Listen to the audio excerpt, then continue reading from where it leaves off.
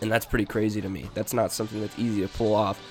Good graphics too, but in general, SpongeBob, like the kind of the running physics and all that, look the exact same in both games. SpongeBob looks just the same in BFBB. I think they took the same sprite or whatever, but the motion, the jumping physics is exactly the same, which is pretty good. And just like in this movie in BFBB, Patrick can't jump and attack. He can do jump and X, and that's like if you're on GameCube, it's jump and X, and it's like it's kind of like a smash as well. Actually, basically, you use that, and it's now that I think about it, there are quite a few things that are the exact same with Patrick, where he's the only one that can pick things up, and he's the only one in this game that can attach his tongue to things, just kind of like the Sandy exclusive. So, whoa, I almost got stuck on that. That was scary. Now that I've got two, I'm going to get my cartwheel attack. And this is easily Patrick's best attack. I guess it's kind of debatable, but definitely my favorite. So here we go. Here's me showing off the attack. And, yeah, pretty much, I needed that, actually, to be able to break through those. So it's pretty urgent. But, yeah, the whole environment of this game is pretty cool. It complies exactly with the elements of the plotline of the real movie, and then it creates like six full levels, and there are also some driving levels and slide levels, which are also quite fun. And it adds even more. You know, it gives more thought, and it kind of like makes a realistic environment based on the description of the that was a good sentence. The descriptions of each environment in the movie, and they kind of expand on it. You'll see what I mean a lot in this. You know, of course, this area was not in the movie, you know. This is the, what the hell, the Goofy Goober, no, fuck. What the hell was this place called? It was the, damn it, it was something party boat. That's all I remember. 50, that's a 50 dumbbell, that's a shitload. It wasn't I keep wanting to say Weenie Hut Jr. It was, what the fuck? I don't know. But something party boat. And, you know, none of these areas are visible in the game, but, you know, based on the environment of these areas presented in the movies, they kind of make an accurate prediction of what the rest of the area might have looked like. And it's pretty neat, honestly. It's actually really cool how creative they got with it, and how it's like not really even that controversial, you know, the stuff they did. It's like, well, no, I don't really think they should have put, you know, fucking barrels here and used this kind of tile. It's like, no, it looks real, and it fits exactly with the parts of the party boat or whatever this environment's called in the movie. It fits with them perfectly well. It blends right in. We got candy everywhere and shit. And see, this is a good example here. See, this is their ice cream. It's called Kelpo cream. And, you know, in the episode, SpongeBob was depressed, you know. Patrick was also at the bar with him. And they both kept getting a shitload of those sundaes. The triple goober berry sun or whatever that was called. You know, it's like, okay, well, how much ice cream would that fucking take to be able to supply those guys with all those sundaes in the movie? Well, here we go. Here's a fucking giant-ass room full of huge tubs of ice cream. And, yeah, it's pretty neat. I don't know what the inspiration for this is. It's just a fucking mini game, I guess. Oh, yeah, here's an Easter egg here. I don't know a whole lot about getting all the treasure chests in this game, but I know how to get at least a few. Definitely not even close to all, but it doesn't really bother me too much. My priority is just getting all the Goofy Goober tokens. I don't even think I've ever come close to that. This game, just like BFBB, every time you save, you'll see in the save menu how many, what percentage of the game you've completed. And I think the farthest I've ever been in this game was like 70 or so.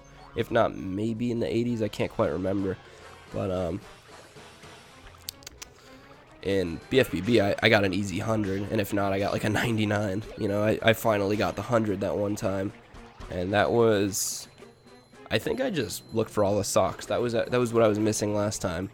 Basically, they've kind of made a whole equivalent for everything in this game, you know what I mean? So you got, like, in BFBB, you got socks, and in this game, you got treasure chests.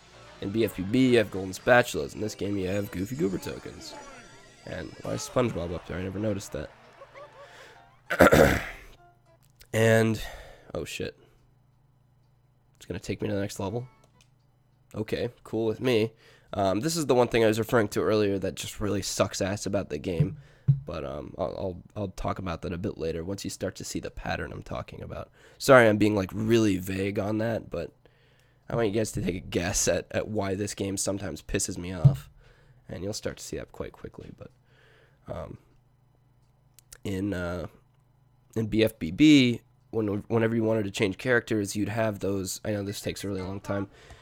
Every time you wanted to change characters, you would go up to that little bus stop thing, and just like that, in this game, you may have seen earlier, I just a second ago, to the left of that Goofy Goober token that I just picked up, there was something called a port ahead, and every time you walk in that, you'll switch characters. That just kind of works, you know. They started to notice all the elements of the original game, because this game was made after Battle for Bikini Bottom.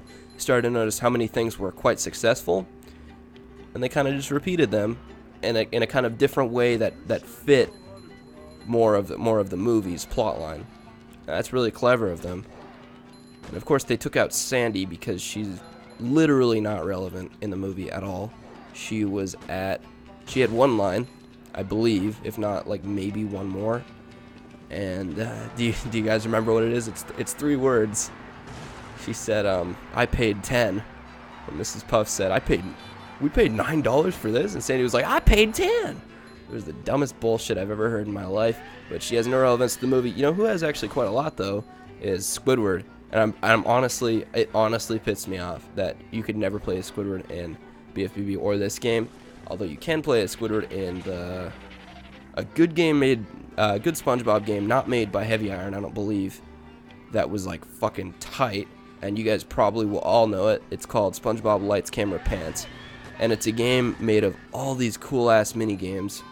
Not so much based on the individual episodes like BFBB was, but I sound like the hugest like SpongeBob weeb right now, I'm so sorry. But I definitely have quite a lot to talk about with this game, which is something that's very attractive. When I'm picking a series to play, the main thing I want to look for is, okay, is there going to be a decent amount of things that I can talk about throughout my gameplay, or is it going to be really awkward gameplay where you just kind of hear like quiet sound in the background, you know, and I don't really have anything interesting to say. But that's definitely not the case with this game, at least not so far.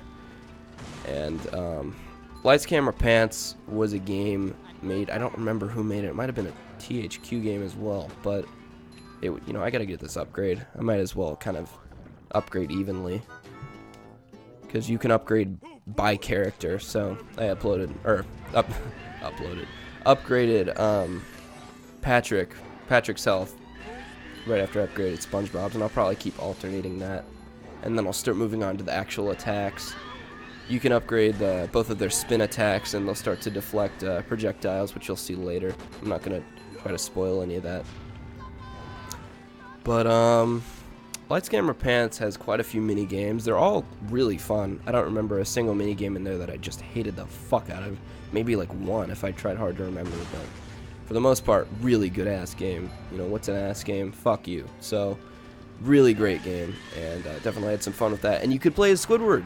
You could play as Squidward, you could play as Krabs, you could play as Plankton, and I think that was about it for the extra characters. I think it was SpongeBob, Patrick, Squidward, Sandy, Plankton, Krabs, something like that. All right, so I'm gonna pull up the time here. You've reached the edge of town, and now you can go on to the All right, I think we're still on the second episode. So what I'm referring to might be the third, but whatever. I'm gonna look like a dumbass if I'm wrong, but whatever. I could forgive that. So what I'm referring to here, and I probably haven't made it very obvious, is that there are. I'm gonna actually pull up my menu really quickly. I hate these cutscenes that don't give any video. It friggin' ruins it, but you guys probably don't need to see them.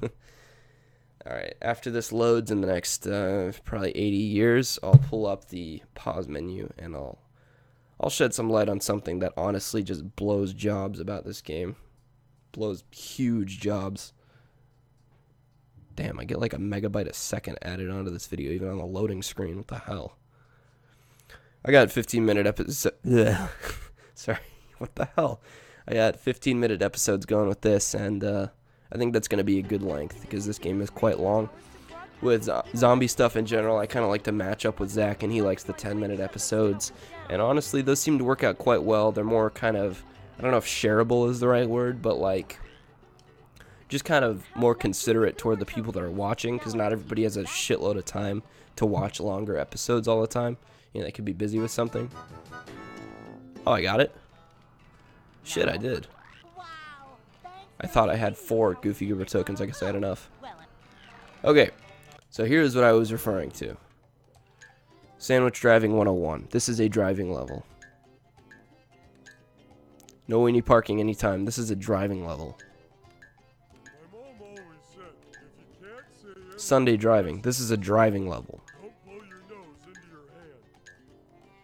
This is another fucking driving level. You see what I mean here? There are so many driving levels, and it's one of the hardest, clunkiest things in the game that basically takes years of practice to kind of be even decent at them. They're quite difficult, especially where you're going to see ring challenges, which is where you have to control the path of your car in a way that you're quick enough, also quick enough to drive through pre-placed rings, you know, within a certain time limit, which is total bullshit because the driving controls are total ass, and you really just have to get your shit together. You really honestly have to have your shit together from the get-go to understand the handling of the car. Occasionally you'll have to do reversing and slow down, and you'll have to dodge oncoming cars and stuff, and it's way harder than it looks. If it doesn't look hard, it's extremely difficult, and it's something that even after years of playing, I'm still not great at. I like to think I'm okay at them, like in general, but, you know, whatever. They're honestly just, they don't ruin the game. They're not a deal breaker, but they make parts of the game undesirable. They kind of make me not want to play the game sometimes, and I know that sounds kind of drastic, but there's enough cool stuff going on in the game that kind of counterbalances that, and it makes it fine.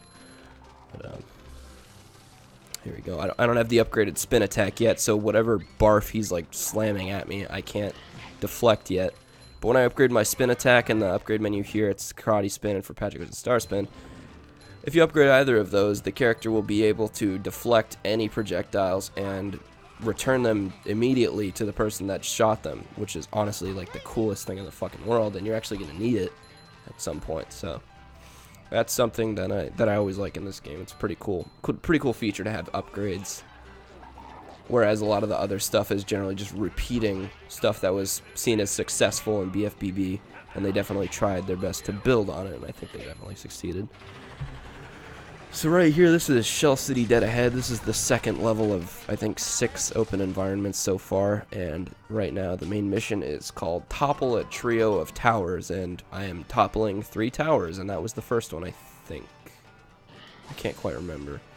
Wait, that's what it's called, right? I'm totally a dumbass. Okay, yeah. If it wasn't, because I thought I was mistaking it for the slip slide level that's after this, which is one of my favorite levels of all time. Most people that play this game would probably agree, too. It's a pretty cool-ass level. But, yeah, generally this game is very linear, and that's something that's extremely different from Battle for Bikini Bottom. Generally, Battle for Bikini Bottom is extremely open.